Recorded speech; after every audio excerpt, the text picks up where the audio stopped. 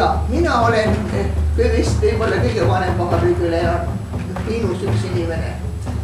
Ja mina tahaksin kõige enne ka ühte asja küsida, eks ole, me räägime ise majandavast meresadamast. Mind on kogu aja pannud imestama, kes hakkab seda sadamat rahastab, kes rahastab seda sadama tööd praegu.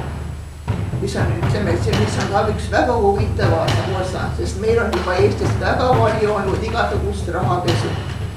Ja seda rahapesu tuleb juurde ja miljardid eurod on jooksnud läbi igasugust idamaist raha Eestist. Sest meil on juba Eestis väga palju olnud igasugust rahapesu. Ja seda rahapesu tuleb juurde ja miljardid eurod on jooksnud läbi igasugust idamaist raha Eestist. Ja mina ei näe, et seal Saaremaal, Saaremaa sadamas oleks midagi juhtunud. Mitte kusagil ei saa aru, kes seda rahastab.